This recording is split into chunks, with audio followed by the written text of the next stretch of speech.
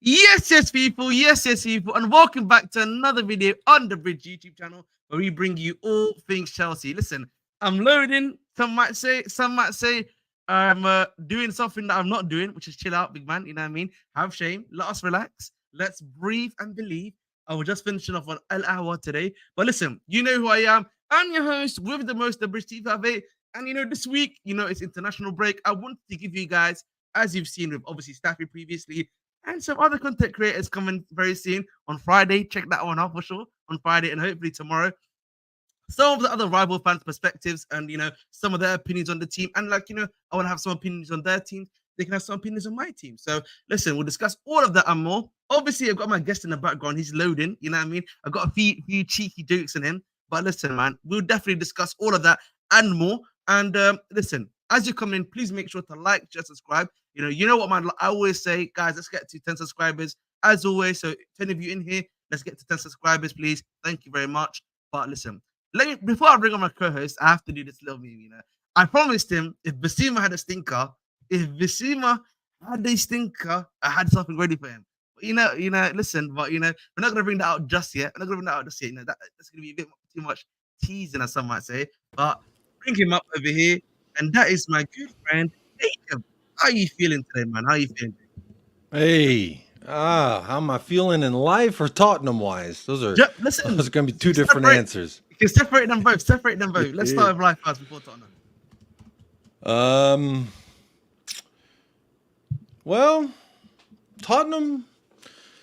I'll start with Tottenham. I like to start with the bad, end with the good. So Tottenham, not great, not exactly what I want, but we're moving and we're grooving and we're trying to improve. So some part of me that's what it's about. And I'm going to say, for me personally, I'm doing very, very well. I'm very blessed in life, and this is what keeps me grounded as a People say, as an American, as a Tottenham fan, how do you maintain any kind of sanity? Because you look at a lot of Spurs fans, and they look like they belong in, with someone at least helping them along in their day, because they have anger issues. A lot of them, I think they need like a pet, like a pet dog you can just pet. I think that was the whole idea with Arsenal. And I'm digressing, but look, life is blessed. Life is blessed, Ahmed. I was telling you before the show, I have some personal things that are kind of really, really taking me away, which I'll be handling after this show. So I apologize if I seem a little distracted. I assure you.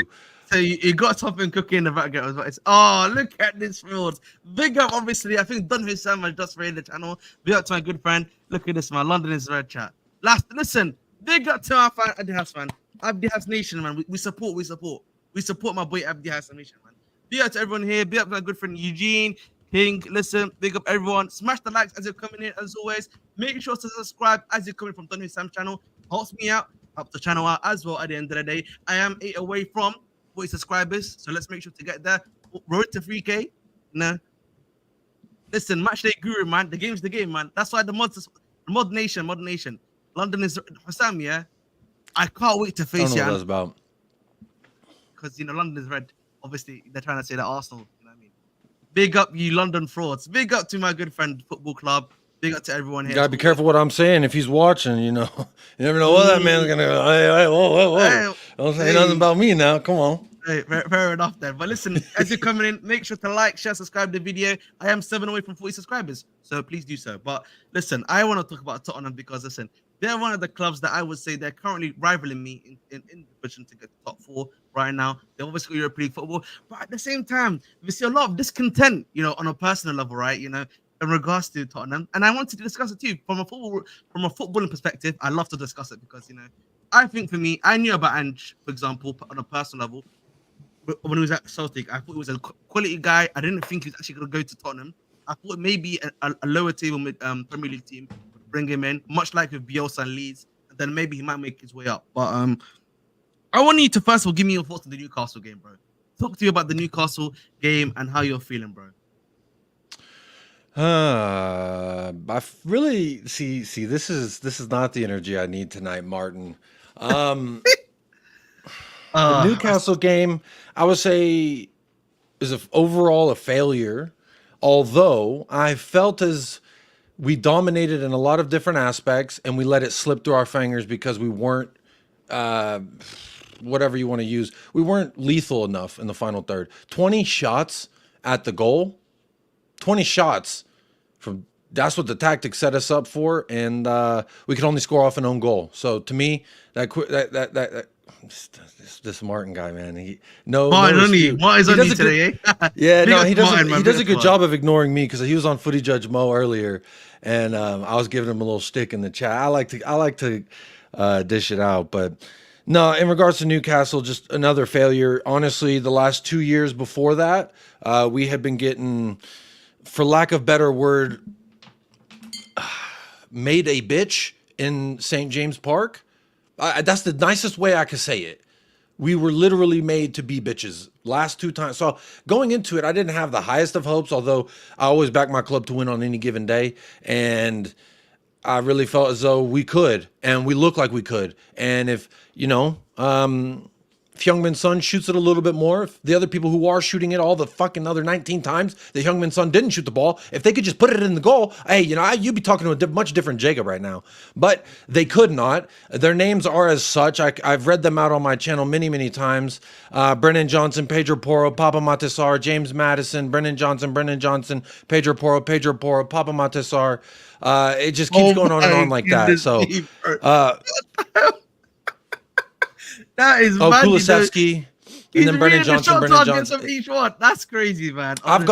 This is what happens when you lose your head. So I lost my cool, and I went on a rant because everyone's blaming Ange. Spurs fans, rival fans. I don't give a damn what they blame because it don't bother me none. But when Spurs fans are spreading the rhetoric that Ange Postecoglou is somehow inept or naive or he doesn't do this and that, like, I don't care when a rival says it. I'll fight them on it every day. But when Spurs do it again, like I'm saying, it makes me feel a certain way, I guess is the best way I could put it there, Ahmed.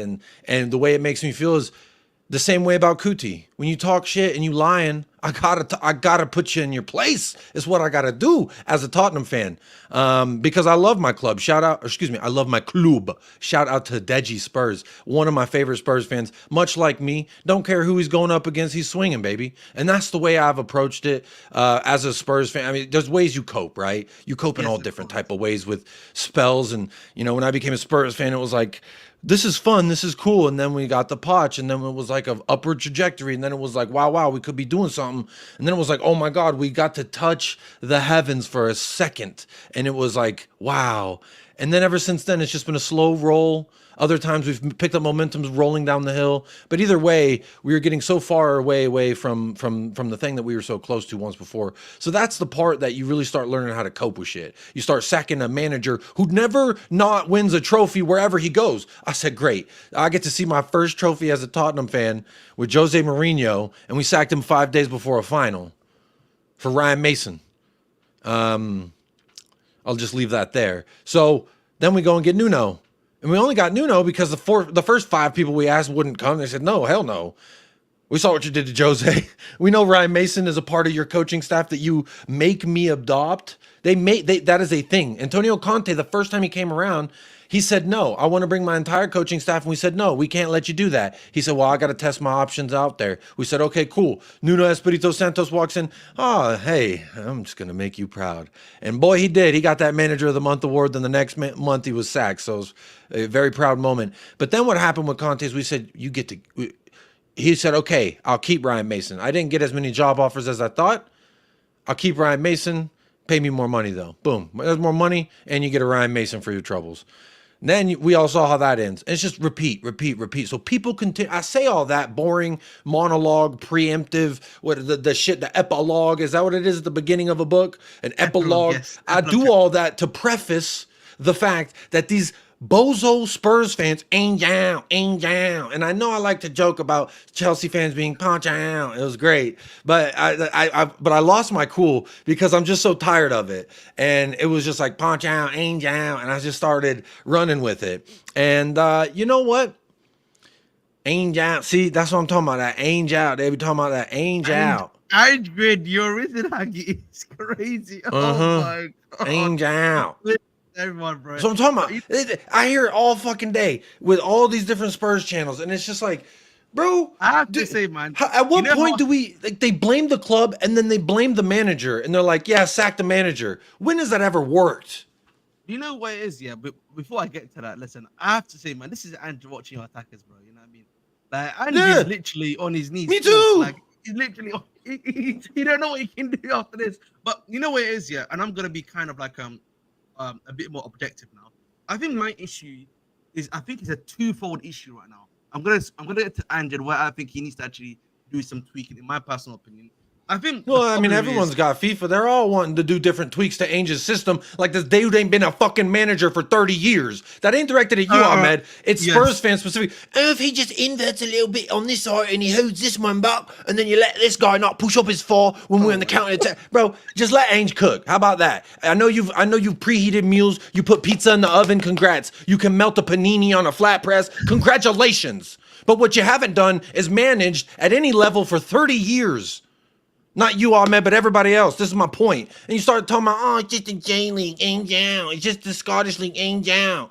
I don't give a damn. Because it don't matter if it's a dude from the Scottish League. It don't matter if it's the special one, the chosen one. It don't matter if it's Jose in his prime with Antonio Conte. We ain't doing shit, dog, because of these owners. So the sooner we realize, just let them try and like do something with this manager, because we are moving slightly different. It's just the manager, like it is a twofold thing. I know you're about to answer and I cut you off because I've heard it all, Ahmed. I've heard it all. I listen. I'm like, ooh, I take notes. I say, ooh, who said that? I'm watching. I'm listening, baby. And you know what? It grinds my gears. Same thing. They all said that summer after Antonio Conte. They all said, oh, Romero's a bozo. He's all blah, blah, blah. And I defended him all summer. I said, don't you worry. Don't you worry. Romero's going to be the best fucking thing since sliced bread. And what happened then? Now you compare his stats to Saliba and Van Dijk. They ain't talking to me about that nicely, but you will be soon enough. Now, again, these are problems Spurs fans won't out, punch out, Conte out. Just like wham. Always with the wham. These all just everyday wham. Okay, so does that answer your question, Ahmed? I'm so sorry. I've been wound up all day. This is the first time I'm away from my main job, which is a full-time dad. And yeah, man, I'm so sick of this Ange Out narrative. It's Levy, it's the board. All right? They fucked over everybody. Everybody that they've ever had. Before I was a fan, they were fucking them over. And I'm sorry. But I just struggle with the fact that people say this is somehow on Ainge. When we lose to Newcastle, that wasn't a loss on Ainge either. If these players were just 20% efficient at what they do, we would have won the game. We would have scored 5 goals. 20% is all I'm asking, not even 30%. Not even a third of the time be good. Just a fourth. And they can't do it. That's not Ainge. Ainge's tactics set up to where Brennan Johnson gets those chances, to where Pedro Porro gets those chances. The tactics of Ainge have not let us down. And they say, oh, well, it's the high line. They're too high. He's got to adapt whenever we got Dragusin. I'm sorry. I just live in a certain way. I'm not going to say all the things I said on my own channel because they were quite something. But in lack of better terms, some people in life, they would rather, when they go out to war and battle, they'd rather cover their TITs and say, oh, let me just protect myself and get out of here, with a point. Let me just get out of here with a win. Whereas Ainge says, no, I'm going to let the tits out. And that's the same motto I've always lived my life by. I don't approach nothing half-ass. There is no try. You either do or you don't. And you go for the goal or you don't go for the goal. And what we won't do is not go for the goal. That is a crazy comment. And I can't even lie to you. How can you say is he facing the Qibla? It's crazy, by the way. It's such an Islamic reference. Only people who literally understand that, by the way. But listen, yeah. Okay, so listen.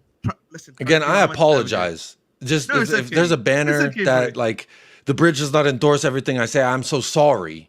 No, but I haven't got this on here. I usually have, yeah. Sometimes we speak about emotion. But I feel like for me, the issue I would have, I'm going to start with is the guys you brought in for me initially in the window, they didn't listen, you brought in obviously Solanke, who I think, I have my concerns about. By the end of the day, he did score 19 goals last season, right? So I think on some level, you can call him somewhat consistent, right? Or in the sense that he scored a lot of goals. You're hoping he repeats it for you next season. He's probably one of the most informed strikers right now, right? I can actually say, Solanke, I could put it to the side. But the warning signs for me was when I saw Timo Werner was on loan again. I was like, is that the sort of signing you want to be keeping for next season? Let me For your ask you club, something. Do you right? see that? Do you think that that's the club, or do you think that that's Ainge that said, That's "Give the me glitch with the Timo club. Werner"? It has to be the club because there's no way Ange can be asking for to keep him again, bro. I just He don't see it, literally bro. said, he literally said before last season ended, my problem with what's going wrong right now and why we're losing and failing to win is my attack isn't scoring enough goals. Yes, And then I've the heard him first say it thing we before. did, but see, look, I'll tell you this: the people who were most upset about the Timo Werner thing were all the Spurs fans who said, "I'm City till July." And if you twerked your little butt, you shake your bum, as Deji would say. What was it? Shake it viciously or something. If you twerked for Man City and you wanted us to lose a game, and you said I'm Man City till July, you can't be complaining about the business Spurs do in June. I can, because you know what I didn't want? To lose to City. Could give a damn what that means for Arsenal. We had 2 chances to defeat Arsenal, and we didn't. That's our fault. So we tried to do our part. Now we just got to go win every other game. That's the way I see it. And, I did have a different take the 2 weeks leading up to that. I was a little bit like, maybe we do play the kids. Maybe, but it was all banter. And, by the time I saw Son wearing the captain's armband walking out with the team, it was just like, hell no. There's no way I want to lose this game. So I'm saying that as another fucking epilogue, and I'm sorry, but it's an overlooming theme with Tottenham where fans are always just going to say, oh, well, I want it this way. Oh, I want it this way. Oh, I want it this way. And for me, a Dominic Solanke signing is a decent signing to keep us where we're at, not to elevate us in a league table, but maybe propel us further in a Carabao or FA Cup and maybe do better in a Europa. That's kind of where I see a Solanke signing, whereas I don't think he's really narrowing that gap between us and the teams that finished above us last year, or staying above the teams that are now trying to finish above us this year. So if that makes any sense, I felt like it did, but if that makes any sense, I feel like we have done enough to be in a. I don't remember what your question is, and I'm so sorry, but So I I feel like always we've done say, enough. let's get slightly back to the question. I know you're Yeah, slightly. yeah, I yeah. feel like you're slightly cooked right now. I'm gonna help you out a little. I'm sorry. I'm all over the place. This is Yes, my that's what worst I'm saying. appearance So, ever. so, So, so I'm gonna bring you to some level of zen. All right. So the point I was trying to make was that Timo Werner being signed back was a big warning sign to me. yeah, yeah, Obviously, Timo. you and then the only other attacker you brought in, if I'm not mistaken, Slanky right now, right? Slanky and an Odegaard was the other one you brought. Odebert. And, And then we also bought again, Hyungmin Hyuk, which he joins us in January because he's not but legal yet. but the thing for me is even with Odegaard when he brought him, I thought Odegaard great sign. You got him. He's a young lad. He's going to need some time. Yeah, he's a great 1v1 demon.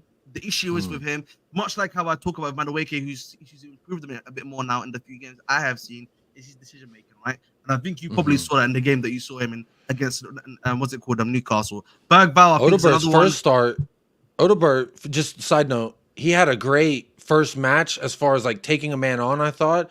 Decision Exactly. making was questionable, but I think from a Newcastle standpoint, Eddie Howe's no chump. He saw that. He said, okay, you're starting Odebert, but it looks like he's going to be on the right this time. And that's what we did. We switched him over to the side. Big up So to what my did he boy do? Marshall for raid. Big up Casually, Marshall. big up Marshall. He had Joel Linton drop into that space to help out.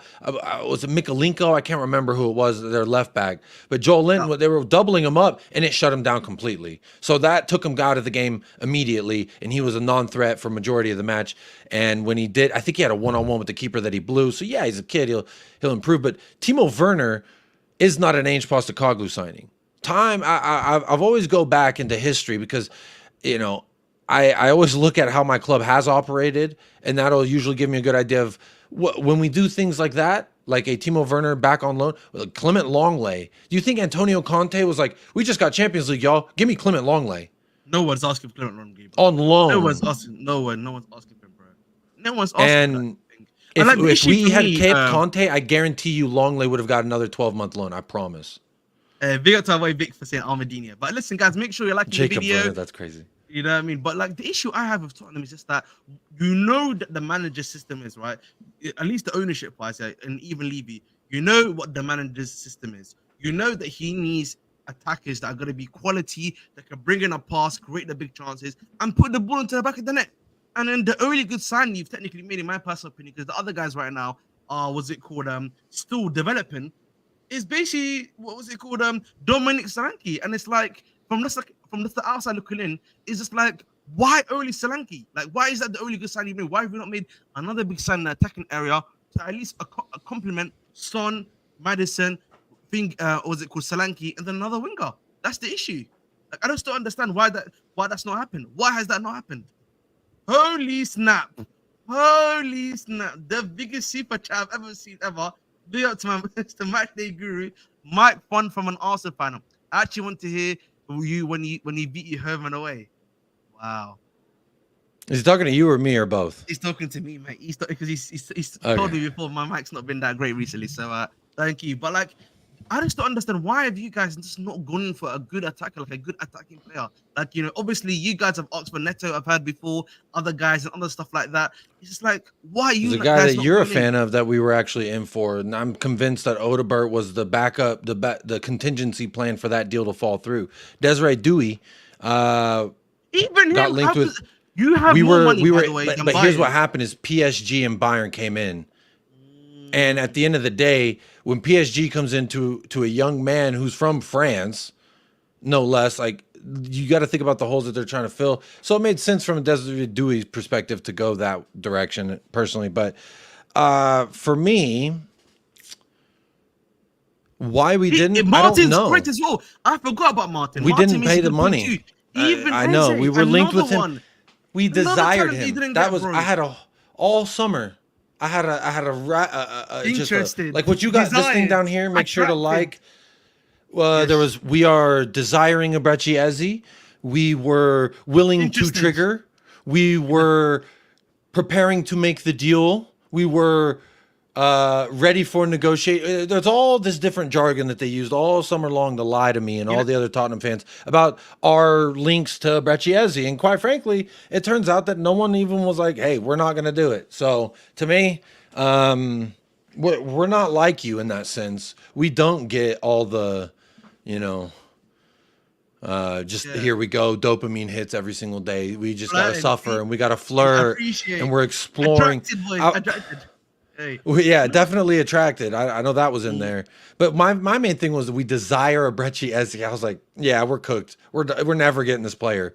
Because the same guy who said we desire him, I'm like, okay, let me go to the other Spurs ITK. What does he say? Well, you know what he did the next day? He tweeted, and on my phone it shows up Alistair Gold. If you know him, he's like a Spurs ITK. Alistair Gold. I know who you are. The news you've all been waiting for. I'm like, oh shit, baby, it's real. She hit me up. She hit your boy. She said, oh, hey, boo. Oh, it's really you. Celine Dion, my heart can go on, baby. Titanic theme song, talk to me. And you know what it was from Alistair Gold, that fucking sock puppet? You know what happened? It was the news you've all been waiting for, ... Hotel update. Hotel update. It was literally a hotel update. No way he said hotel update, bro. No way he actually said the thing you're waiting for is a hotel update, bro. That can't be real, man. I have never been pump faked like that before in my life to be called. It's no. It was a pump because literally like the 3 days preceding it was the other Spurs ITK Paulo Queef. He was like, oh, we are desiring triggering that releasing. I desired it too. And I was like, cool. I desire y'all hit the like button at the bridge. Hit a like and subscribe at the bridge. You know, I desire all these things. But are you going to do it is the question, chat. Are you going to hit the like? Are you going to subscribe to the channel? Are we going to sign a Brecci fucking Eze? And the answer was the news you've all been waiting for from the other Spurs ITK a few days later. Hotel update. We've been approved for 5 more floors. So why did they... I'm so confused about that. Like, it's just confusing me because, like, who was thinking about flipping hotels when it's transfer season? Who was thinking about hotels in transfer season? But, you know, listen, yeah, there is another thing we need to talk about when it comes to these players, bro. Brennan Johnson, bro. Like, I felt like the brother was not ready clearly seen for Tottenham. He clearly looks like a guy that still needs some time to develop. Was not ready at all. Why did he not send that guy out alone? To maybe find his footing, maybe back to Nottingham Forest where he was playing regularly and get another guy into the team that could play that position or not? Like, do they believe that much in Brennan Johnson, or is it literally just Ange loves Brennan Johnson? Like, Is that Here's on the him? thing. You know I go to war for my man Ange Postecoglou. Shout out to Alamo. I will never Yes. back down from the fact that verse 9 men, I don't care, baby. Keep the line as high as Snoop Dogg is all day. I need Damn. it. As All high right. as the receding line that LeBron James has been fighting for 15 years in the NBA. I need that line that high, baby. And I stand by it. 9 men, 5 men, parking lot, moon, Tottenham Hotspur Stadium. Don't give a damn. We're going to fight. And that is the mentality that they took at the Alamo. And if I can't remember the Alamo, then what am I even doing living in Texas? Okay. So to get back to what you're saying, which I don't know what it was it about Ainge being naive? Because I will cook. I was talking about Brennan Johnson. Oh yeah, Who's Brennan keeping Johnson. him at This the is club? I got it. I'm back.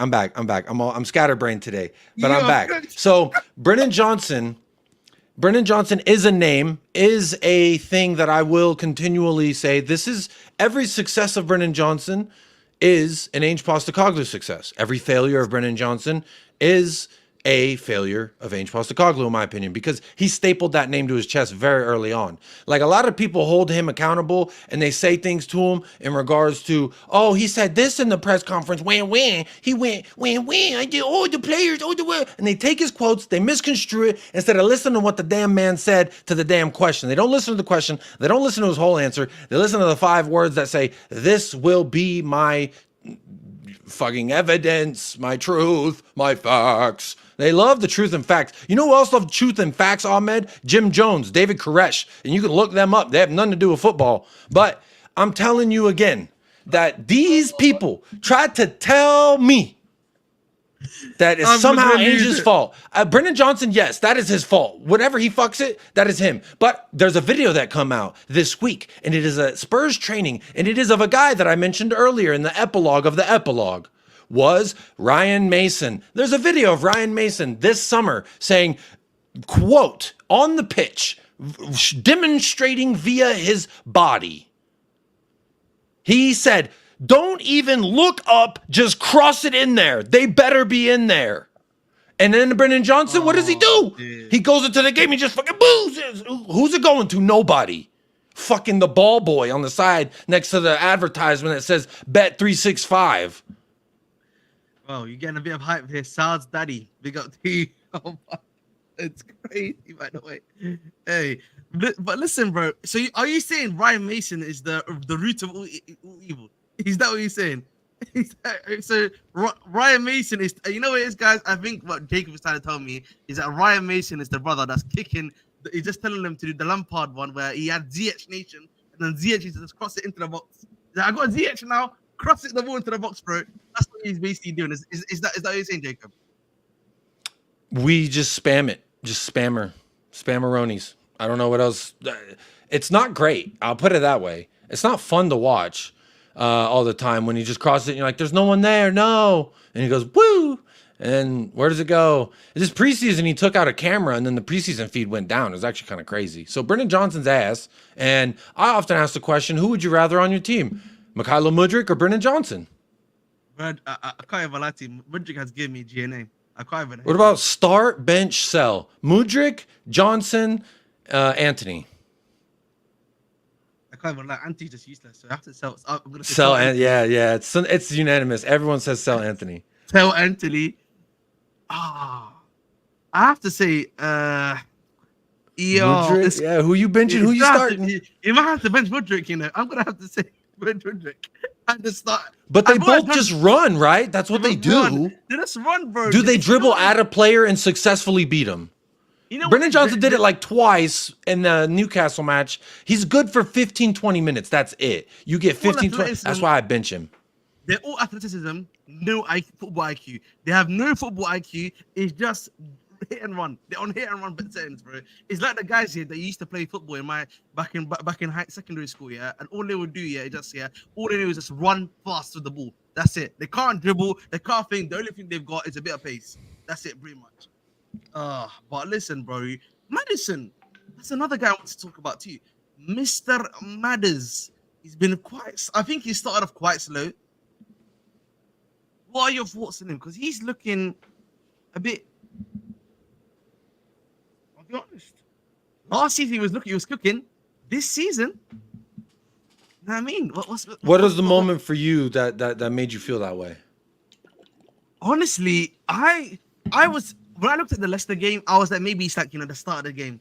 But it was the Newcastle game, bro. The Newcastle game where, I wasn't seeing that thing where he used to be able to, where he's able to move the ball fast and find those pockets of space where the players are in. Like, it's been like centrally, you're not creating that much because he's the guy that, you're here for to create centrally for you and find those pockets of space because he's basically a 10 for you, essentially. Yeah. And like, and it's just like, damn, it's just like, I'm like, what's happening with him? I always said that. Well, I said this in the summer when I had a full look at the guy. I had a full, you know what I'm saying? And he reminds me, I didn't know. I was torn between two different comparisons with James Madison. I don't know whether he's one of those catfish IG models or he's one of those crypto bros that sold me on Matacoin. And I bought a whole bunch of Matacoin. I spent 10 games just buying up Matacoin for 10 weeks. Let me stack up the Matacoin. Stack it up. I said, fuck it, baby. Matacoin is up. Every week, more and more Matacoin. We're booming to the moon is what I thought with the Matacoin.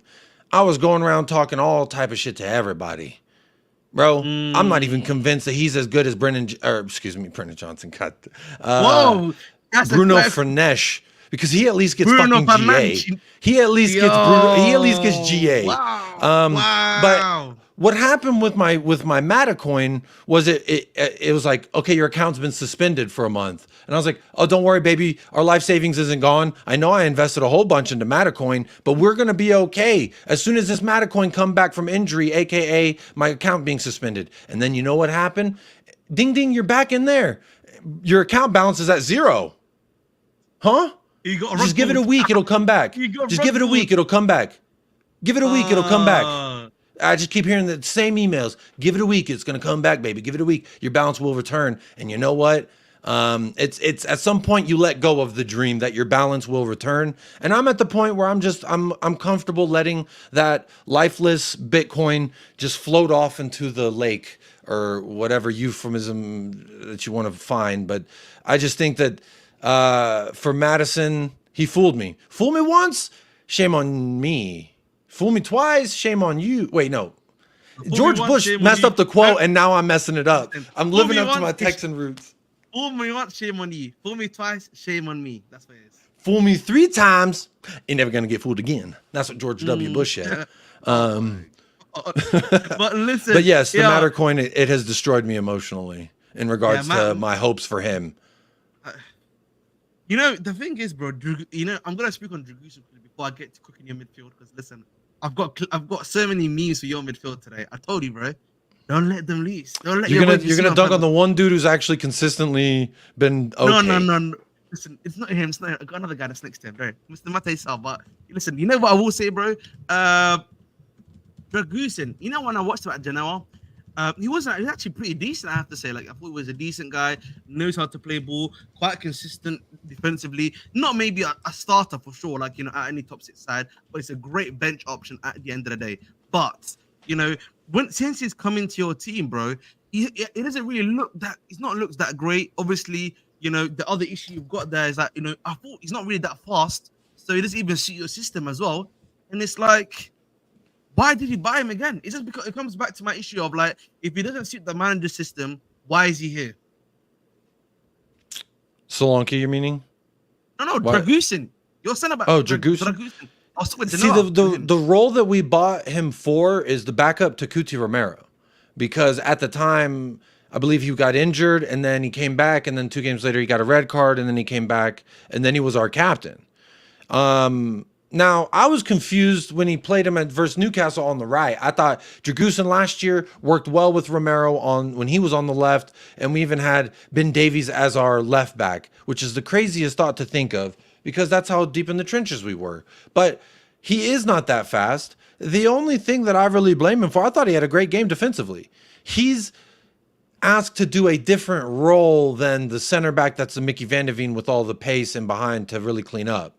So it's weird that we asked Romero to do that whenever it was very clear from the first 20 minutes that Romero did not want to shield the ball, or didn't want to carry the ball into his left, open up left, and pass out left. He was very much just staying stuck on opening up to the right, which is his normal position. So to me, I just really felt like it was a strange thing. Although I thought defensively they both did very, very well. The one thing I blamed Dragusin for was he didn't hold that line just enough. If there's a great photo I used on one of my match reactions, which it shows the line. Destiny and Poro have now been defensively required to do more in regards to tracking back. But the key on their tracking back is they don't run beyond Romero.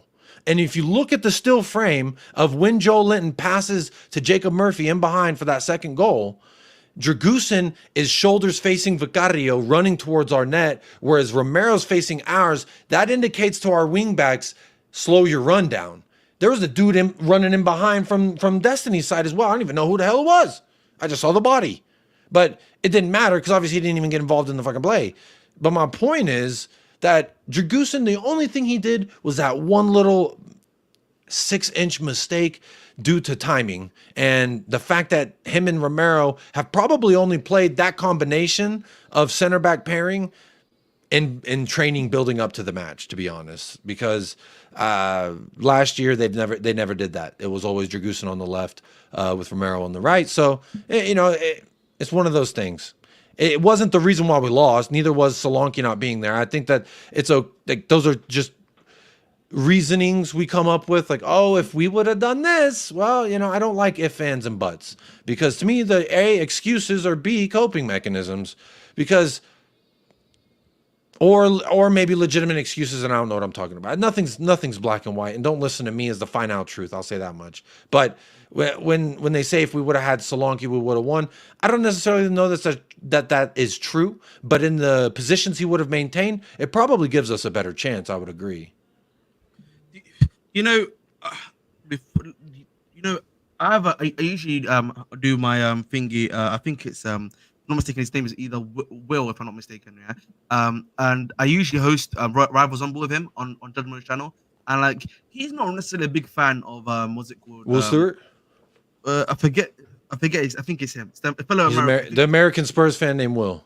Yes, exactly. Yes, that's correct. Yes, that's him. And okay. Yeah, and he's not really a big fan of what's it called, Udogie, and he thinks obviously defensively he doesn't really think that he's as good as maybe even a Poro, who a lot of people criticize defensively speaking. And I just want to get your thoughts on that because it did take me a step back because like I hadn't really thought about Udogie defensively because whenever I've watched him, I've always thought he looks a bit more competent. But maybe this season because I haven't watched him that much, I haven't watched you guys like consistently that much, like what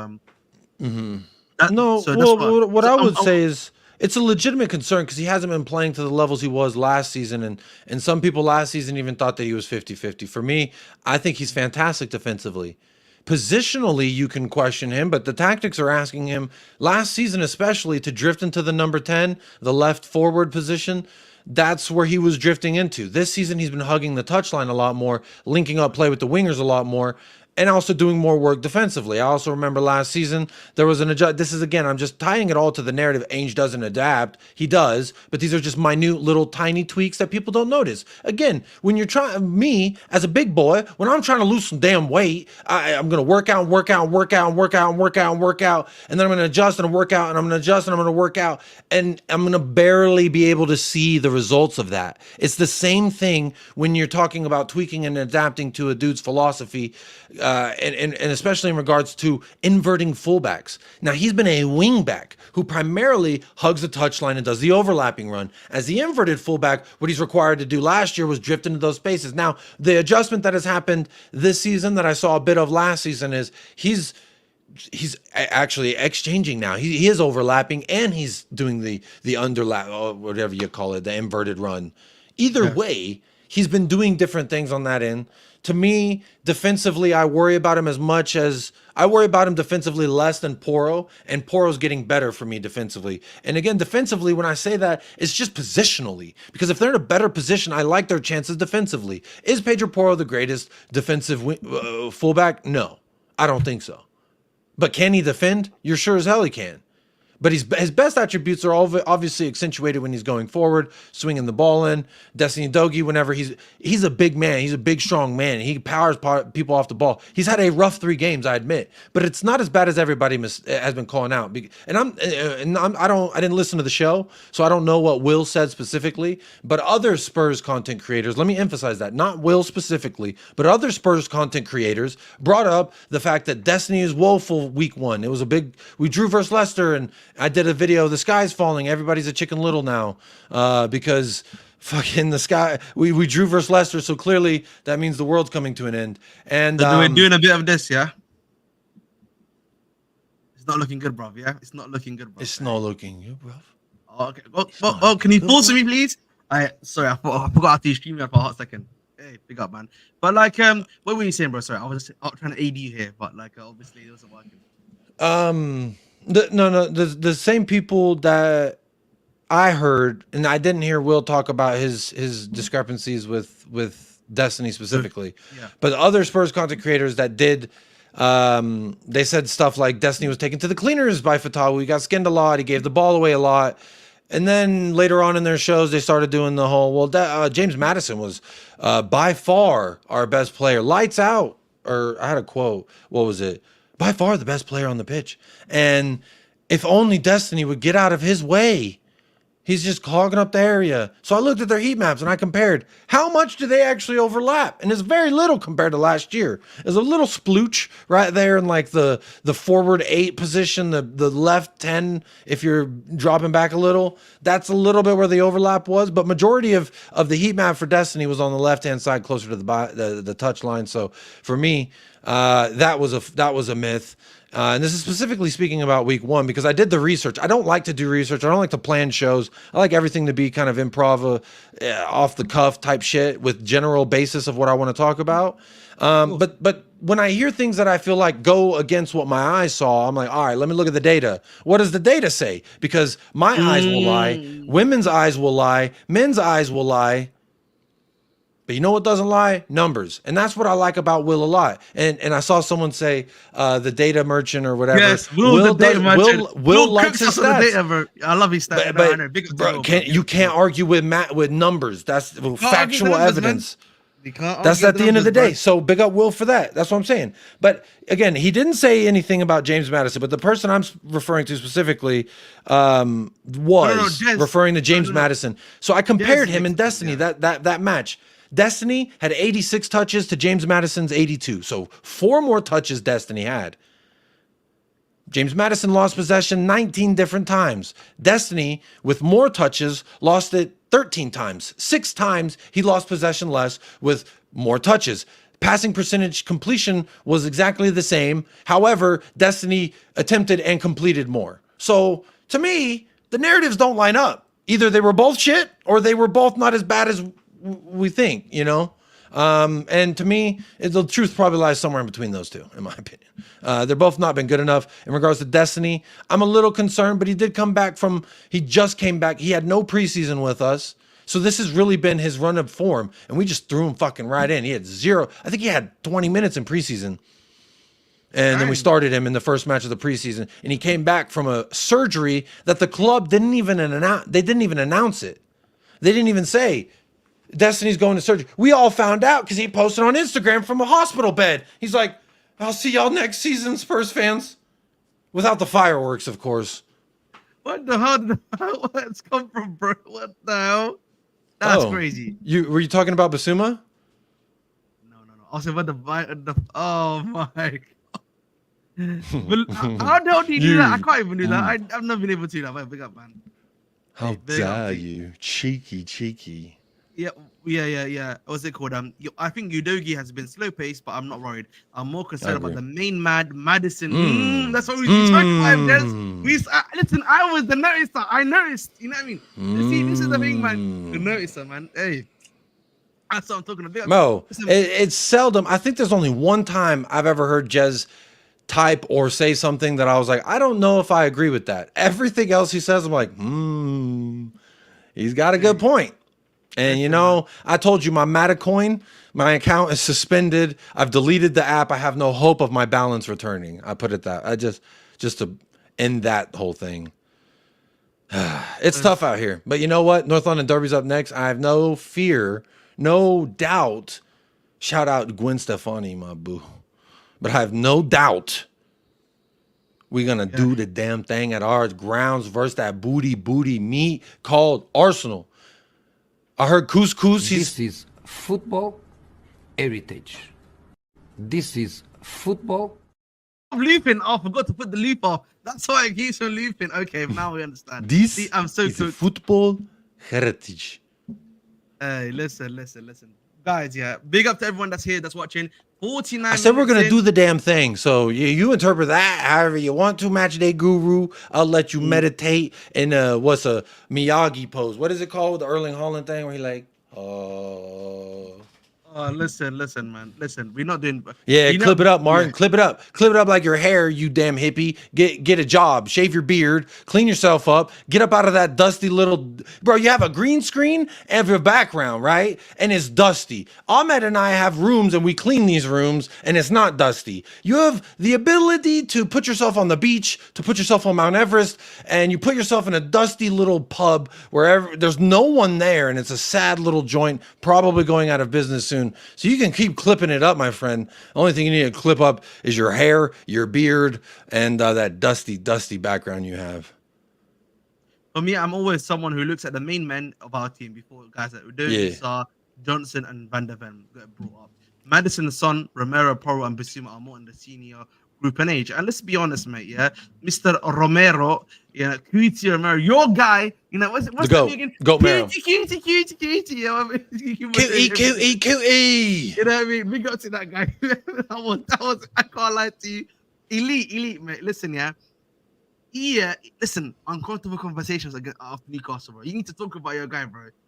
That's What I'm did he saying, do? Yeah, I don't remember one mistake from my main man. Oh my god, you can't do that, come on, bro. Did you think he actually had a decent game?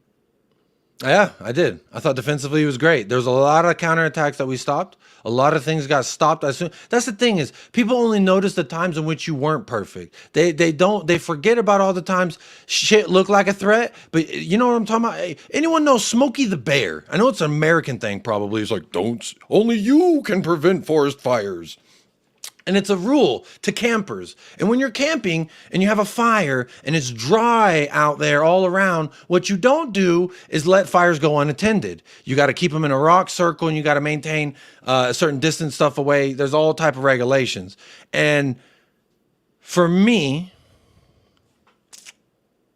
I just think God, you can't let that fire get out of hand, my friend.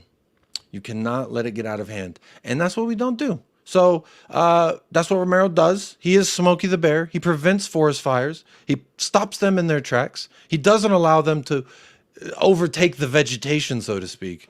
And if people want to say yada yada about him, I think he's the GOAT. Second goal, he can't get caught out like that. But then again, why is Madison getting done by a guy called Joe Linton? Now, if you look at who I blame before I blame Romero, it is a train caboose. It is what is a train when it's got boom, and then another train and they're linked up, and another train and they're linked up, and another train and they're linked up.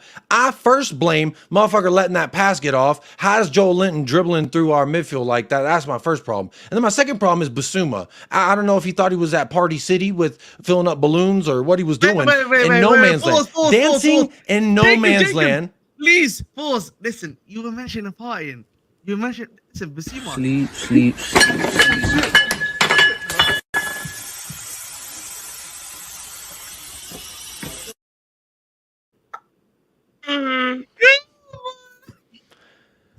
Here's the thing. So for me, Bissouma has to step up into that position. He wasn't even covering the ground. Like he was literally in no man's land as a defender. Now, I know you're gonna keep laughing, but I'll give you. I'm gonna, as a public defender of Kuti the GOAT, I have to do this. So while Ahmed gets it out, I'm gonna tell you why I don't think Kuti was at fault for that goal specifically. You go back and you watch it. You look at the tape. And it indicates, I'm not getting distracted by Ahmed. It indicates that clearly there was a breakdown to let Joel Linton create that pass in the first place. But where Bissouma is, when Joel Linton is starting that pass, Tonali's making a run here. So he's not covering the space between him and Tonali. He's not covering the space to Jacob Murphy. And what's happening is Destiny is starting to pull in. And to me, it got through Basuma first. Romero was stepping up in the instance it got passed to Tonali because he could see that Basuma wasn't marking that man. That's why he's facing this way and also holding the line for the wing backs. So to me, it starts with Madison, then it goes to Basuma, then it goes to Romero for probably not communicating well enough. So I will give him blame for not communicating well enough. I've got Tonali, Basuma, you got to play the ball, play the pass, something. But to expect him to have his back turned to an individual and track that runner at the same time, that's just not going to happen. So clearly, to me, that was not Romero's fault why that happened. It was the people in front. It was for him not communicating properly. And there we go with the balloons. Nitrous oxide is on, but like it's crazy. Oh my god. Nitrosuma.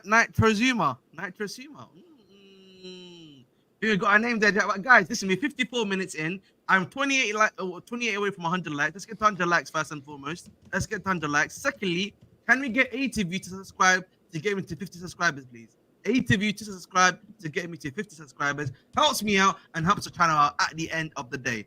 Balloon's crazy. What you say? When you say family, it's a 5-year-old pie or something. Okay, let's chill out, man. That's crazy. But bro, you know, I feel like I've spoken about all your players, to be honest. I want to speak about your players first before we get really to the guy that, you know, I know some fans are saying Ange out already. I've had Ange out already, man. You know what I mean? I want to talk to you about that guy, bro. Ange Postecoglou. Now listen, yeah. I've bought a good My gaffer. So I'm holding here. This is a prop. Chill out, everyone chat. This is not real. Okay. So this He's is threatening me. Help. Okay. I need an adult. Okay, so this is, listen, yeah, I like to think of Ange as a samurai, basically, yeah.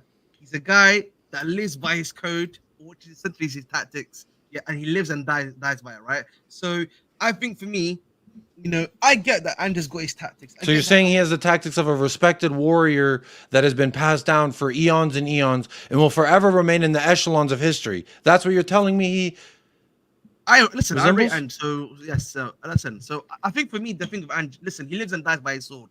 I think it's the best word to use, right? He lives and dies by his sword. He lives and dies by his tactics. But the fundamental issue is that, listen, they're not giving you the guys that you need to do your tactics, right? So for me, I'm like, okay, if you want to play high line, play high line.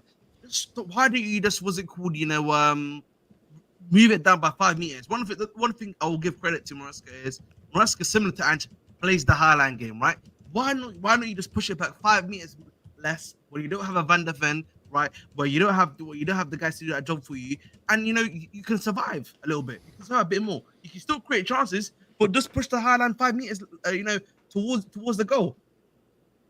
Do you get what I'm saying to you, Jacob? Because like I feel like if he does that, bro, I feel like he's in a lot more of a safer hands than he isn't. Yeah, sure. I mean, then why doesn't he do if you drive on the highway, there's a chance you could fucking get in a car crash and fly out the front windshield. There's a chance you get to your destination safely. Do we still drive on the highway to get to work? Oh no, I'm too scared. I might fly out my windshield. And again, from the standpoint of a fan, when you started falling in love with the game, were you like, oh wow, being conservative and sitting back in this instance really just roused me up. I'm getting good. When I watch Italy national team, I don't feel anything other than sleepy vibes, because they're just Italian national team specifically. They just sit there and they just don't do shit. Then there's like a goal that's made, and they're just like, I'm just gonna sit here and don't do shit. I don't like football like that. I like football end to end. I like it open, expansive, forward, front foot, high scoring. I like that. Maybe it's because I'm an American. I don't know. But Ange Postecoglou embodies how I feel as a fan, which is I like to be entertained. I like to be distracted. I like to be a part of something that is relentless in its pursuit to establish its philosophy. And by saying that, part of that is maintaining the discipline when it comes to that high line. Regardless how many players you got, the message still goes back to last year. So whether it's foolish or not, I'm not here to say. I don't know more than a manager that's been doing it for 30 years. I don't. So But surely to we- but me, surely- it seems like an easy out, an easy way to say this will explain what I'm seeing, and this is how I think I can fix it. Yeah, well, I like to see the motherfucker from a house trying to build a house, put in a window. He's never installed a window before. Do I call the plumber and say, this guy's been doing plumbing for a while. He could probably do a window. No, he cannot. You don't necessarily same like time- but at have the to same time- change everything. They not say even just a saying change minute anything. adaptation. Yeah, the 5-yard push backwards. I understand that.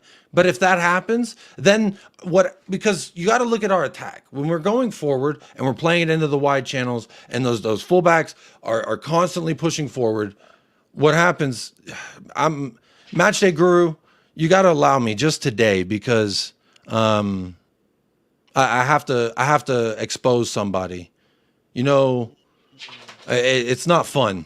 It's not football, so it's really weighing on my mind. So I'm very heavily distracted. It's what I'm about to do after this, and actually it's supposed to start. It was supposed to start 5 minutes ago, but in regards to Ange holding that line, I don't have a problem with it. I don't think I'm in a position, or anyone who is not in that coach's room. I just don't understand why let me use me as an example, because I don't want to speak for you or anybody else, but for me specifically, I don't feel like I know more. I may say, oh, I think that that's a good idea, but I don't think that that's going to necessarily like equate to anything. You know what I'm saying? Like it doesn't mean just because I feel this way or I think this would work that it actually will in practice. And if you're constantly changing and being malleable to your situation, yeah, Bruce Lee said, take the shape of water. They take or be like water. It takes the shape of whatever the fuck it's in. Well, you know what happens when you spill water on the floor? It has no shape at all. And I like a little bit of shape. I like a little bit of structure. And there's a clear shape when we're in the opponent's half and that line is high, hugging that halfway line just right there to catch them on the offside trap. If our attack scores the goals, we're not getting beat out in transitions, and we're not talking about a high line. It's just one of those things like set pieces. We do our jobs better. Those situations don't occur. And then we're not talking about it like it's a problem. Spurs will. Okay, I'll go, before I come to Sky Show, I think my issue is that, listen, I like to think of myself, I like to think that the regular fan now is a bit more intellectual than usual. At least now with the ability online and stuff, we are a bit more smarter than we were maybe, let's say, 10 years ago or 20 years ago. But even if I speak for myself, I like to read about the game. I like to watch the game. I like to analyze the game on a personal level. And I just think with Ange, you're not getting the players, right? You're not getting the players that you wanted. You're not getting the players that are helping you in the system, right? Why, but then like whenever I hear him in press conferences, like I'm happy with what we've done in the transfer window, and it's like, bro, you can't do that, bro. Listen, you tell them, listen, get me the players that I need to help me with the system. I don't care what level they're at, but at least get me those guys that will work with the system and make it work. Yeah. Otherwise, bro, you're putting Ange dry. The issue I have is that much like, I'll give you a good example of a team that you could be, like a Liverpool, for example, right? Liverpool under Clippity Klopp, right? You know what they did? They got him the guys that work for his system to make it work. The problem with you guys is you're not even getting the guys that are going to make his system work. That's the fundamental issue that I have. Like, the type of football he plays, that everything that's meant to happen. It's just like, why are you not getting the guys for him that work, and why is he not being a bit more demanding of the fact that he needs those guys to make it work either? Because like all he's doing right now is just being a yes man with the greatest level of respect.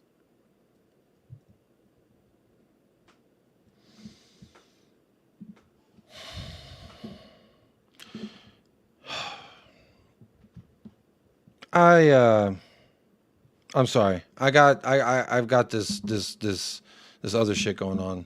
Ahmed, I gotta jump. I gotta handle this. I gotta get prepared for this. I'm so sorry.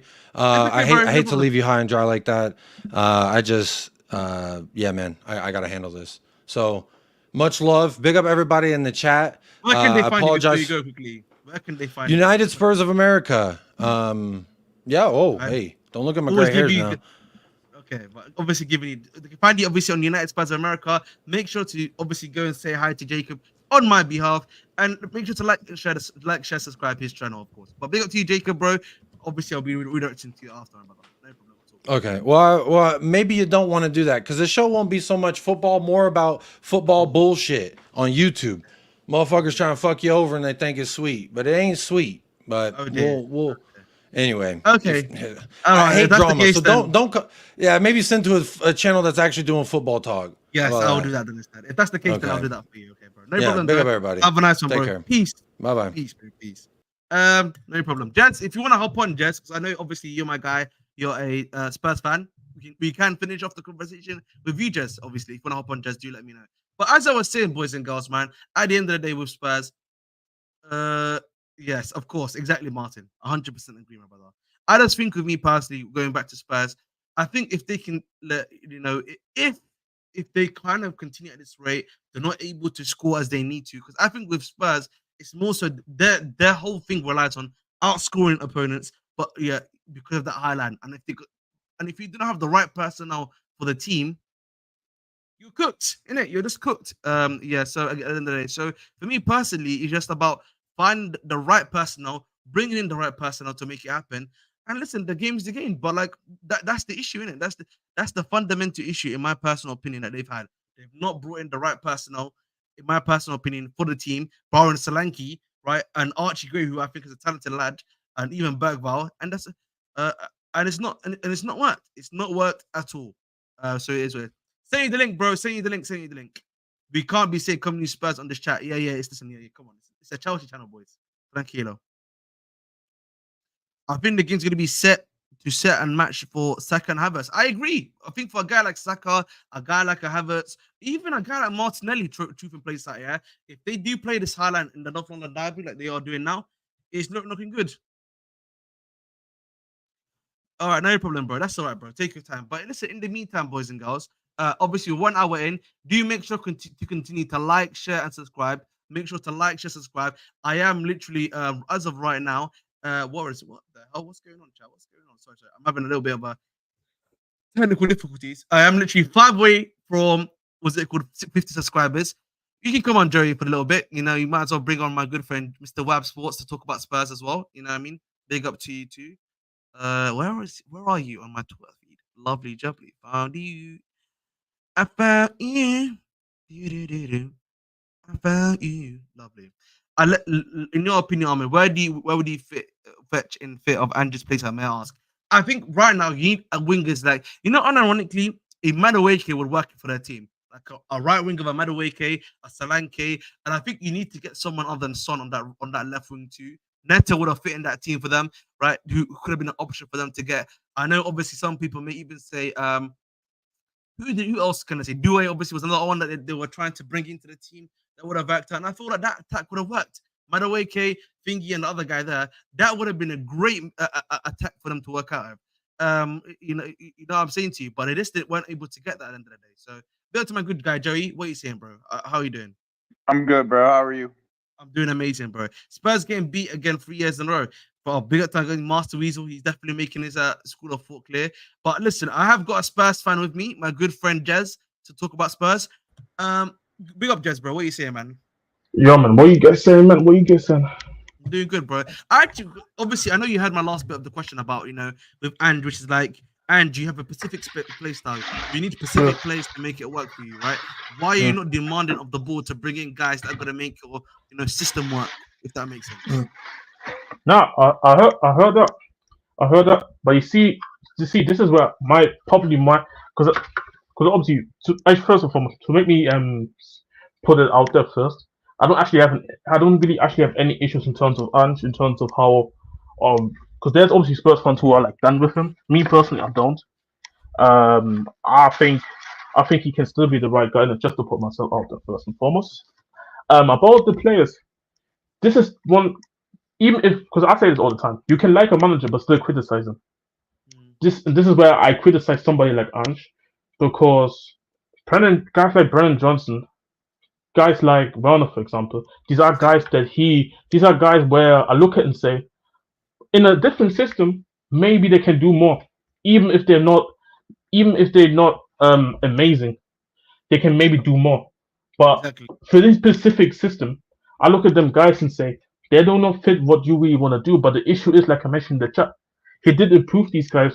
At the end of the day, Like Udogie, ironically, he's a player that I look at and say maybe he at this moment in time not ready to go and actually be the guy that we need him to be. This is where I blame the club. This is where I blame the club because I always said we needed two wingers to come in.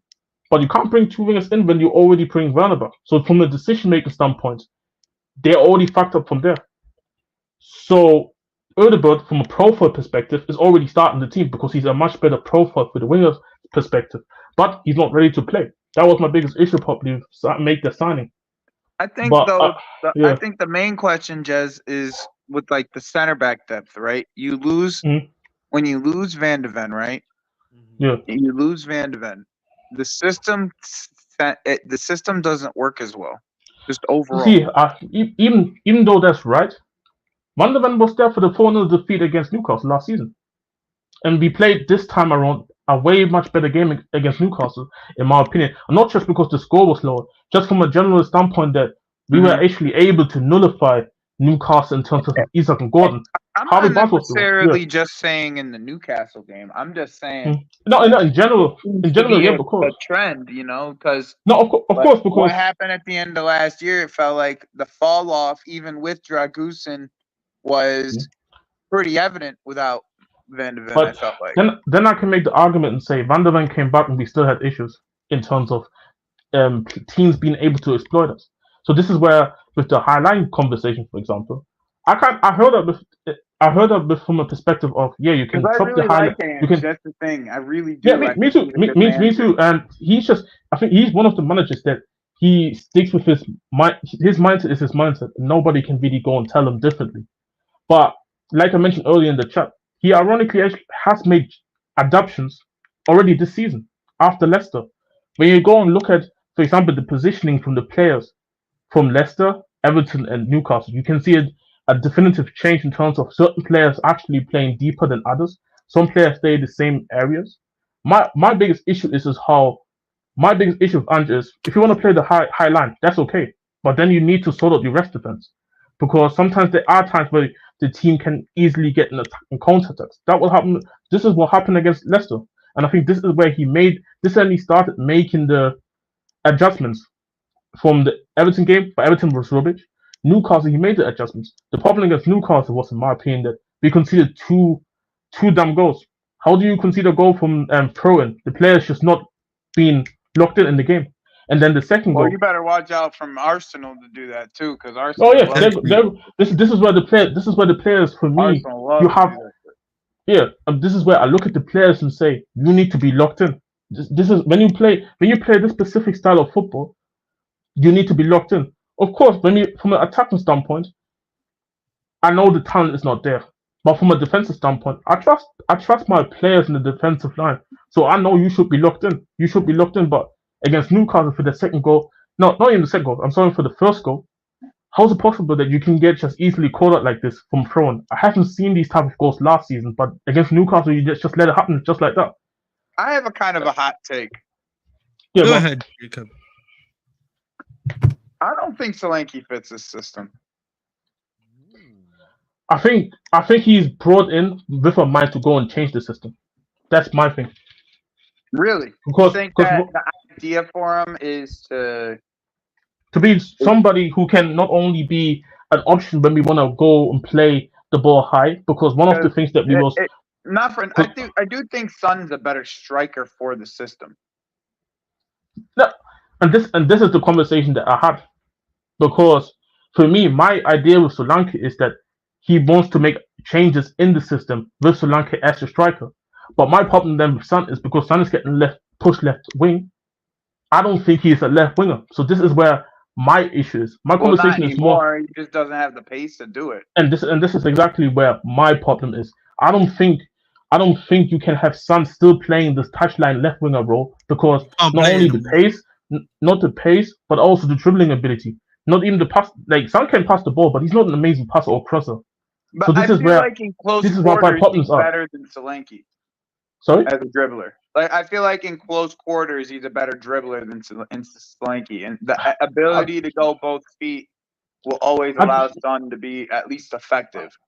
But this is where my issue is that with Son in the wide area because he did because the No, I'm wingers in talking our about system because the Son wing in the 9. I'm and talking in about the Son 9. in the 9. I mean, we only seen Sri Lanka play one game, but from the Leicester game when I watched it, and to be fair, I thought Sri Lanka is actually quite good on the ball, even if opponents are actually around him, compared to Richarlison. The way Richarlison just loses the ball the moment just a little bit of pressure comes to him. I think Sri Lanka hold up the ball quite well, and I think the biggest issue that we had is that we bought Sri Lanka 1 week before the season started. He didn't start training until the following weekend afterwards on Monday, which was then 1 week before the game. So for me, it's kind of like my biggest issue with that is that why didn't we go and try to sign Sri Lanka earlier in the window? Give him a preseason. Give some of these guys some time to go and adapt to Well, the like, system. Give some weren't of the you guys. linked with Tony before you went to I Solanke?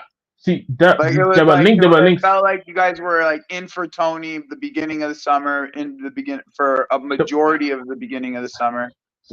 If It you was like ask me, Tony and Neto, and then we yeah, ended up getting Neto, and Tony yeah. just got his bag, which I I don't have an respect. issue with. I don't have an issue with Tony I getting his respect back, it. but I Right. don't have an issue with. I don't have an Neither. issue with Tony getting his back. Like I said I that don't too. look I at no said I footballer. respect it. Yeah, like no footballer. I never have an issue if they want to get their back. It's the end of the day. It's just a sport at the end of the day. But with Tony, me personally, and that's just my opinion, I never bought into the idea that we actually was linked to Tony. Same with Essa, because Essa was another name that was Oh, Eze, heavily that's linked the with. other link He was that was another one, but big, yet we big net link for the entire summer and just never yes, and materialized. Really. it just never happened. So me personally, one thing over the whole summer the trend was is that news don't leak out. So we couldn't actually know what happened until maybe for Peter drops it exclusive or Ornstein drops it exclusive. Even the Oh, RG Gray one, RG Gray only happened after Brentford was ready to have a medical for him. So I think in that aspect, I have literally no idea if the Tony link was truly true. I don't know if the Essie link was truly true because even the well, I you think the needed a director, I think even midfielder regardless because you were replacing Hoiberg. 100%. And so I think they just said, no, fuck it. RG Gray is somebody that we definitely had Hoiberg so played a much lot of interest minutes in. for you last year. No, absolutely not. So RG Gray, I don't have an issue with. No, But I mean he with did because you guys were injured. sorry, what? I said he did play minutes because you guys were injured though. I don't really remember Hoiberg. Like I don't remember Hoiberg playing outside of the injuries though. No, outside the injuries, no. Yeah, this is kind of like where I say like I don't. No. I consider it when players are actually available and ready to go. He doesn't play so, but talking about more with Essa, even the director from Palace talked about that there was no interest all summer from the play from any clubs. No wonder because you're asking for like 50, 60 million straight up front. Nobody's gonna pay that. So for Yeah. me, I don't. So me personally, this is where my issue was: is that what were we doing as a club, not trying to go and get a Sri Lanka deal done? Because I don't have an issue with Sri Lanka. I think he can be actually a good player for the football club. But when you bring in just 1 week before the season, when he comes into a different system, it's also somebody like him hard to not I mean, really to get didn't adjusted you just pay yet. around the same amount of money for Solanke as you would have for Yeah, Eze? but the payment structure was different. That's the key part. Oh, okay. I think if the payment structure would have been the same, we get an Essa, in my opinion. But that wasn't the case because I think Palace wanted more money up front. I think all pretty much all the money up front, which we was never gonna do. Well, I mean, they So got 35 million from up front from Bayern, so yeah, but that's Bayern Munich and be Tottenham though. You gotta look at it from a perspective of I football mean club. that's irrelevant when it comes to payment structure. For me, it's more about knowing the football club. Like I know for a fact Tottenham's not gonna go and pay up 35 million straight up front for a player. I just don't see that happening. Maybe Bayern was more willing to do that for Elisa, but we wasn't gonna do that. It's just the way we just operate. So I if mean, Bayern was Palace comfortable, didn't spend their if money Bayern was very well, I don't think, to be honest. sorry, I think Palace didn't spend their money very well, but that's I just don't think so too. Like I think that lucky that we're able to keep hold on Gay because if they would have sold him as well and then trying to replace him that late in the window would have been peak for them. But kind of like going back to the Tottenham convo though, yeah. it's Sorry. just that no worries. With the Tottenham conversation, it's just that overall I think at this moment in time, I think a lot of players are still trying to find their feet in the season. It's just I'm personally not like I'm more annoyed about certain performances from certain players because they've been here all preseason, didn't have no international breaks. But for players like Van der Ven, for players like Udogie who was injured and didn't have the preseason, for players like Romero, players like trying to think there are other players as well, like players like Sri Lanka, for example, or Odegaard, who didn't have part of the our preseason and also barely played for this team. I'm not really worried about the transfers. Even with a sign like RG Gray, he didn't come on against Newcastle. But me personally, someone already made the point, and I felt like it as well. I didn't think that was a game where Archie Gray had to come in. That's a very physical game for Archie Yeah, Gray. that was not the game for him to come in. Lucas Well, that's the Bergwijn, unfortunate nature of it is like you guys went and only bought outside of Solanke. You only went and bought youngsters. the youngster, and I think the mindset is also there that you want to build a team and you want to go and actually develop these guys instead of actually go and spend the big money. The last few seasons we've been buying. This is what was the narrative that I don't get. Because Chelsea had this issue too when people talk about Chelsea, like Chelsea only buy young players. I don't care if you buy me more younger players, because for me, in the end of the day, it's all about what is the plan. Well, I mean, if you look at world football right now, the best players in the world are all young. So That's also true. So, and also we need to be also honest, because I feel like people view us in a certain category as a football club where we think we can just attract every single footballer, which is just not true. Exactly. So, and we can't go into the market and think we can go and get an Olise. We can't go into the market and get this caliber of player that people want us to go and sign. That's why I'm not even angry at the players that we have signed this summer. My issue with the signings this summer is more so that we needed more. We needed another winger. We needed, in my it's opinion, not another winger. It's the winger that you got, right? Like you went and got Timo Werner, and Timo Werner's just not good enough. That's why I said it's not necessarily like the. For me, it's profile in the end, like Ahmed's been saying. Yeah, like I agree with Let me give you an example, right? Let me give you an example. All right, there's a player of the name of Maxence. What's his name from Wolfsburg? He ended up going to Palace. He is exactly the mold of what Van de Ven is. He's and also Lacroix. You mean Maxime Lacroix? Exactly, Lacroix, Maxime Lacroix. Exactly. He's the exact mold of what Van de Ven. Yeah, I know. And Palace goes and scoop him for 20 million. That's a player that you guys could absolutely use. And you need center back depth, in my opinion. I think center back depth was more important than anything because of the way that you guys play. 100%, and I agree with that. But I think this is where obviously maybe I don't want to hear you couldn't. There's no players like this guy because I can give I can give you other players. No, but this is where I think obviously because we haven't spoken a lot. So the way I look at football, in terms of you can't tell me that you can't find players in a certain position. Just if you because no certain football. I can give you two or three in almost every. You know what the issue is? You know what the issue is, bro. And I'll say this. I know that you guys have always informed me that your scouts are really good. You're really great. You know, they're actually good at like finding gems, and that's something I kind of agree because, like before, because we've seen the plays you've brought in. So the question for me has become, then if that's the case, what the way Ange is playing, why is A not connecting to B right now? And this is where I was going into. Because I think a lot of outside people don't know that we got rid of a lot of dead wood. Yeah. But we only just now been able to have a squad where you can all players just register and we don't look at outside Regulon. He's the only player of the football club that's still behind. Everybody else is either sent on loan because we couldn't find a club to sell them to, or they didn't want to be sold to, or they got rid of via free transfer, or we sold them. Okay, but what is the issue? Exactly. This is what I was gonna go into. The issue is that all the international spots are left used. So every single player that's currently at the football club, if we were trying to bring somebody in, somebody would need to be unregistered, which we can't do. The spot is too big for the European register, and we don't want to have players not unregistered. Regulon's currently the only one that's not registered for any competition, and that's why I think the strategy now is that from now on, now that all the other distractions are gone, because everybody would look at an Eric Dyer and Højbjerg first and say, these guys gotta go. Now there can't be these type of conversations anymore that certain debt was need to leave when really and truly they haven't been in the plan forever now.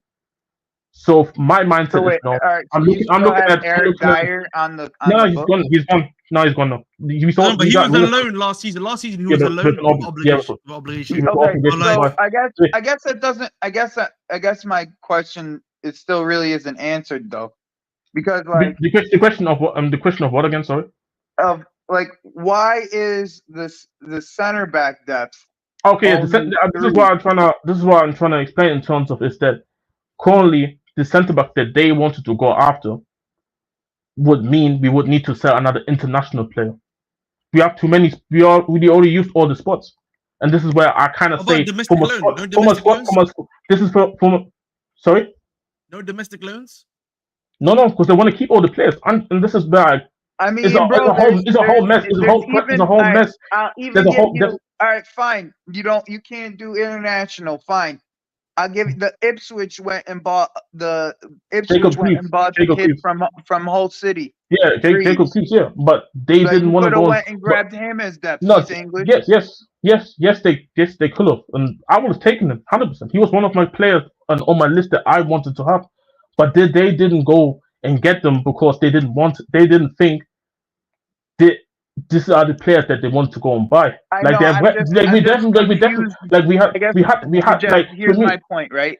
I'm confused on how you leave your center back depth at Me too. Because Dragusin, because I said this. Van I de said Ven, this. and Romero.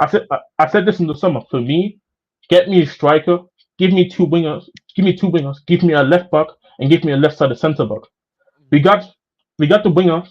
Even if I disagree with one of them, we got the wingers. We got the striker, but we didn't go and get a left-sided centre back to back up Van de Ven. We didn't get a left back to back up And Greaves would have Udogie. been perfect for both. And I would have loved Creeves 100%, but they didn't decide to go and sign him. Whatever the reason is, I don't know. Maybe they had Right. somebody else. Maybe they had somebody else in the mind, but maybe they couldn't sign because of the international spots that were already given. That's why for me, I look at it from a perspective of a lot of these players that are still under the books now have to prove their worth of the football club, or they're getting sold in the next 2 seasons. The Zuma's contract runs out in 2026. Bento's contract runs out in 2026. Son contract. I think Son is gonna just out of loyalty. I think they might give him a 1 year extension with Son. But all the 2025 guys' contracts, they're gonna leave, so that opens up spaces for the next season. So I think yes. Was it stupid for us to not go and get a centre back? 100%, because no, Van de Ven is injured. I don't know how long he's going to be out for. He might already be back He might be back from after the international break. But it still doesn't change the fact. That the squad depth is so low. That's why I'm looking even more at the players at the football club and say everyone who's going to be underperforming, you're getting sold because we're using all these spots. We don't produce academy players, so we don't have the homegrown players trained at the football club for these type of registrations. So I think it was horribly. I think it's horribly managed from the club, but also negligence from us also not trying to develop youngsters in our academy. It's only been now the last 2 years maybe when There's that we kid started to you do guys that. have, the left winger. Yeah, Mikey Moyer. And How he's old is that he at this point? 17? he's seven, just turned 17, I think. Last month. Okay. So this is where Like this one your bail. and this That's like your thi- bail. But you need to make sure that he gets his time too. yes, yeah, 100%. And Well, I I think guess this that's is good. That did you guys end up buying Timo Werner? no, Yeah. we haven't bought him. He's only on loan. You You know better hope what? you guys don't buy him. No. You know what? If you buy him, everybody in the football club needs to get deleted because again, what's the point if you're gonna go and bring somebody in on a what's the point of bringing somebody in if you know from a profile perspective he's not good enough and then he's not putting you the numbers up either. Sure. So this you know is what where I'm gonna say? yeah, go on, Ahmed. Yeah, Yeah, you know what I'm gonna say because I've got to wrap it up here because I actually have to go. Yeah, no, it's yeah. So listen, guys, thanks again for watching. And be up to, of course, Jacob for being here. Be up to my good friend Jez for being here, and my good friend. And listen, my transfer co-host for all times, my good guy Jerry here as always. Listen, guys, I'm still 5 away from 50 likes, 50 subscribers. Sorry, 5 away from 50 subscribers. Let's make sure to get there, please. On the top of you here in watching right now.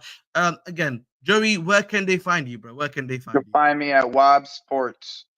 Web Sports, and obviously you can always find Jez on was it called my good friend was it called Sarcasm City TV? So yeah, you can find me on Sarcasm Yep. City. Or City Yeah. TV pretty much, and on the playback there. So listen, as always, we're gonna be actually going back to my Sarcasm City TV. Be up to my guy Flawless. He's gonna be going over there. Make sure to say hi, and that the bridge told him to say hi as well. As always, I've been your host, the Bridge 258. Tomorrow, I haven't got a guest on tomorrow, I think, unless I can get one later on tomorrow for to get a guest maybe for Liverpool, but I haven't got one yet. But on Friday, we'll be having an Igao on here on Friday. So listen, make sure to tune in for that one on Friday, as always. But listen, I've been your host, the Bridge 258. Dedicate your hearts, and as always, make sure to stay blue. And hey, man, maybe you might do some back to FIFA streams. Maybe you never know on Sunday. We'll see. Love.